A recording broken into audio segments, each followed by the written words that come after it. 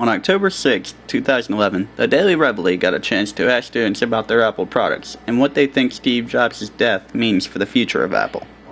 I probably got my first Apple product in high school, my iPod, because it was a cool thing to do, and it was just, really convenient to have all your music with you all the time. And then I got my MacBook Pro for graduation in high school. I had this big, long, talk with my parents. I had to convince them why I wanted to get an Apple as opposed to, a PC.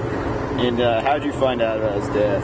Well, whenever I start or pull up a web page, the Apple website is my start page. So as soon as I, click to get on the internet, here's a picture of Steve Jobs, 1955 to 2011. So right when I open my computer. So what do you think this means for the future of Apple? Well, Steve Jobs has had health problems in the past.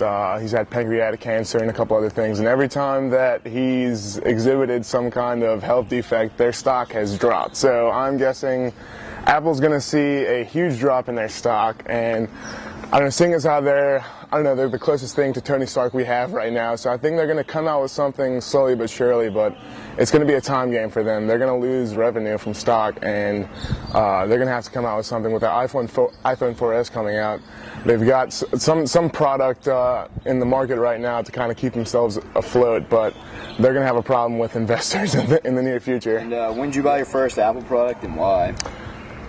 I bought an iTouch when I was a freshman at LSU. It was the first generation. It couldn't get internet on LSU's campus because it was a public wireless access, so it was pretty useless. It was just like an iTouch that had a couple of apps on it, but it was the first generation, so the longer I've had it, the second generation, third generation apps came out, and you could not put those apps on the first one. And I had that first generation till April of 2011, and I got a iPhone 3GS. I think Apple will continue to make technological advances. I think since he retired, I think now with the iPhone 4S being out, it's really, I don't think it will have that too much of an impact, but he was a great guy. He made a lot of improvements, but I don't think it will have too much of an effect on Apple. I bought my first Apple product in 2007. I did it